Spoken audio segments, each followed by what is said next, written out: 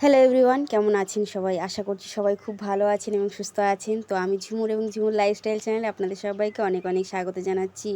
আজকের ব্লগটা যদি ভালো লাগে আপনাদের, প্লিজ লাইক করবেন, শেয়ার করবেন বন্ধুদের সাথে এবং অবশ্যই সাবস্ক্রাইব করে আমার পাশে থাকবেন। তো এখন ঘড়ি বলছে 11টা, আর 11টার সময় আমি কি করছি? তো টিফিন করা আমার হয়ে গেছে, আর খাওয়ার আগে পরের ওষুধগুলোও আমি খেয়ে নিয়েছি। দিদি ওইদিকে রান্নাটা বসিয়ে দিয়েছে, দেখছেন তো কিছু একটা রান্না করছে করার উপরে, ওইদিকে রান্নাঘর দেখা যাচ্ছে। তো ভাতটা দিদির হয়ে গেছে, কড়াই কিছু একটা রান্না করছে আর আমি একটু ঘুরঘুর করছি, কারণ আজকে আমার ভাইয়ের একটু জ্বর ছিল। তো ভাইয়ের ঘরেও যেতে পারছিলাম না। ভাই দুদিন বৃষ্টিতে ভিজেছে, তো বৃষ্টিতে ভিজে ও খেলা করাটাও ছোটোবেলার অভ্যেস। তো খেলা করে জ্বর বাঁধিয়ে দিয়েছে, তো ওই জন্য আমি ওর ঘরেও যেতে পারছিলাম না, ও ওর ঘরে যেতে বারণ করেছে। আর ওর ঘরে টিভিটা ছিল, তো টিভিটাও আজকে আমি দেখতে পারিনি। আর বাবা এদিকে একটা কাঁঠাল পাড়িয়েছিল, কাঁঠালটা 2-3 দিন ধরে গাছে পেকেছিল। আর আমাদের একটাই কাঁঠাল গাছ, একটাই কাঁঠাল হয়েছিল। তো বাবা অনেক কষ্টে আজকে কাঁঠালটা পাড়ালো একটা ছেলে ডেকে, যেহেতু অনেক উঁচুতে কাঁঠাল হয়েছিল। আর দিদি এদিকে মুগের ডাল রান্না করছিল। আর এদিকে ছোটো দিদা অনেকগুলো পেয়ারা দিয়ে গেছে, এই পেয়ারাগুলো দিয়ে জেলি বানানো হবে। আমার বাবা জেলিটা বানাতে পারি, তো ওই জন্য পেয়ারাগুলো চেয়েছিল। পাকা পেয়ারা হলে জেলি বানাতে ভালো হয়, আর একবার জেলি বানিয়ে নিলে সারা বছর খাওয়া যাবে। তো ছোটো দিদা পেয়ারাগুলো দিয়ে গেল, তো ওই পেয়ারাগুলো জেলি বানানো হবে। দিদি এদিকে রান্নাটা করছিল, আমি একটু স্নান করবো বলে ওয়েট করছিলাম। তো ভাই অন্যদিন জলটা পাম্প করে দিত, যেহেতু আজ ভাইয়ের জ্বর ছিল। তো ভাইও গায়ে জলটা পাম্প করতে পারিনি, আমিও বলিনি। তো যাই, এদিকে বৃষ্টিটাও স্টার্ট হয়ে গেল, আমার স্নান করাটা আর একটু লেট হয়ে গেল। তো দিদি রান্না করে বৃষ্টিটা থেমে গেলে একটু জলটা পাম্প করে দিয়েছিল।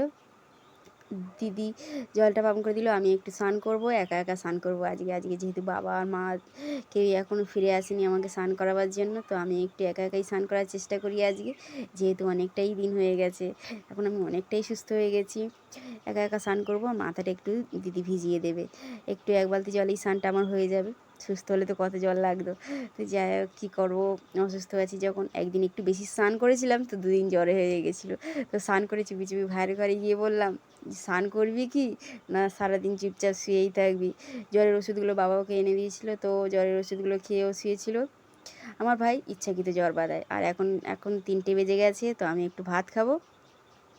আজকের কী রান্না হয়েছিল, আজ যেহেতু আমাদের শনিবার ছিল, আর শনিবার হলেই আমরা নিরামিষ খাই। এটা তো আপনাদেরকে শেয়ার করেছি অনেকবার, তো শেয়ার করেছি। আর আজকে কী রান্না হয়েছিল, আজকে হয়েছিল মুগের ডাল, কুমড়ো আলু পুঁই শাক দিয়ে একটা তরকারি হয়েছিল, আর বেগুন ভাজা পটল ভাজাও হয়েছিল। এটা হচ্ছে আজকে শনিবার নিরামিষ দিনের খাবার। তো যাই হোক, এই খাবারগুলো এখন আমি খাবো। কী হয়, প্রত্যেক বছর শনিবার, শ্রাবণ মাসের প্রথম শনিবার হলে আমি উপোস করি। তো এই সময় তো আমি খাই না, আমি বিকাল হলে পূজা দিই। আমাদের এইদিকে তো 4:30টার সময় পূজা হয়, 4:30-5টার সময় আমি পূজা দিয়ে তারপরে খাই। প্রত্যেক বছর শ্রাবণ মাসের শনিবার সোমবারগুলো আমি করে থাকি। এবছর করতে পারছি না মানে এমন নয় যে হাত ভেঙে গেছে বলে করতে পারছি না, হাত ভাঙা অবস্থাতেও আমি হয়তো করতে পারতাম। কিন্তু যেহেতু আমাদের ঠাকুমা মারা গেছে, আমাদের 1 বছর অসৌজ আছে, আমরা কোনো পূজা করতে পারবো না। ওই জন্য এবছর শনিবার দিন আমি পূজাটা করতে পারছি না, আমার একটু মন খারাপ লাগছিল। কখনো আমি শনিবার দিনে ভাত খাই না, শ্রাবণ মাস এলে আমি সবসময় উপোসটা করি। কী বলবো, আমি 4টে শনিবার হোক 3টে শনিবার হোক সব উপোস করতে পারি। তো যাই হোক, ভগবানের হাতে একটা আশীর্বাদ থাকে, আমি সব কটা শনিবারেই পুজো করতে পারি। যেটা এবছর হচ্ছে না, একটু মন খারাপ লাগছে। আর আমাদের এইদিকে খুব একটা কেউ পুজো করে না। আমার দিদি উপোসটা করেছে, কিন্তু দিদির বাড়ি তো আমাদের বাড়ি থেকে একটু দূরে, আর ওদের ওইদিকে রাতে পুজো হয়, তো প্রসাদটা পাঠাতে পারবে না।